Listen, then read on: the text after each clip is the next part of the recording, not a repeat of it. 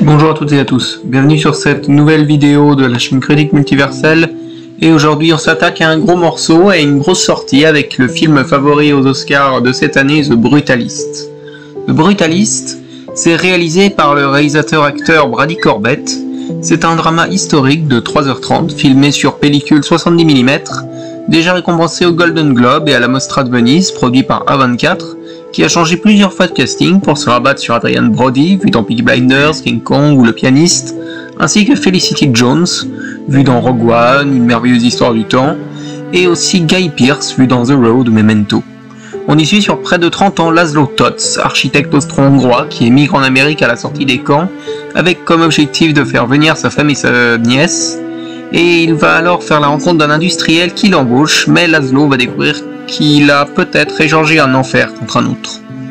The Brutalist, c'est un gros morceau. Cette fresque historique de 3h30 est un des grands moments cinéma de cette année. Est-ce que ça m'a plu? Je me pose encore la question. Bien sûr, le film a des qualités indéniables. Ses acteurs sont excellents, que ce soit Brody qui pue le charisme et est aussi touchant que détestable, dont on suit la véritable descente aux enfers, qui semble sortir d'un enfer pour en trouver un nouveau. Il a une relation véritablement magnétique avec le personnage de Guy Pearce, qui est un détestable, qui a un rôle ascendant sur son personnage, le dominant constamment à l'écran.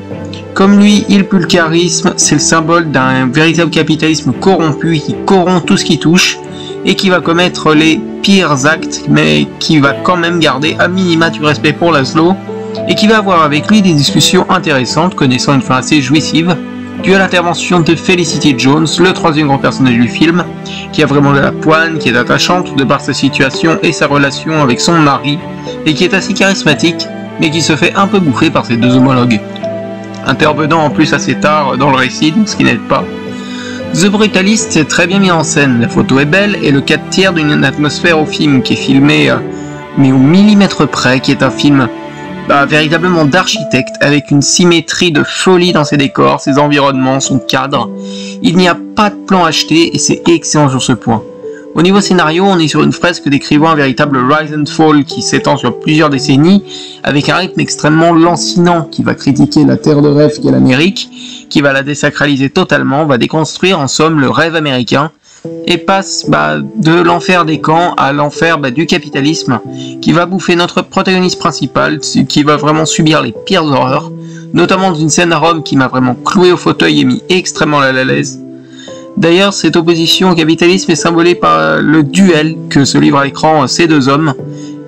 Capitalisme qui donc va bouffer les étrangers, les rescapés du monde, symbolisé dans cette statue de la liberté renversée, qui est un avertissement de l'enfer que subira notre protagoniste. Pour conclure, j'ai bien aimé le film, qui est intéressant dans son propos, sa mise en scène et ses protagonistes, mais c'est un très gros morceau à se bouffer. Les 3h30, je les ai quand même sentis passer. C'est pas le film le plus rythmé du monde, même si j'ai quand même été à minima emporté par l'intrigue et que j'ai adoré les protagonistes. Un film à aller découvrir en salle, rien que pour la rareté de l'expérience. C'est la fin de cette critique, merci de votre écoute et à bientôt.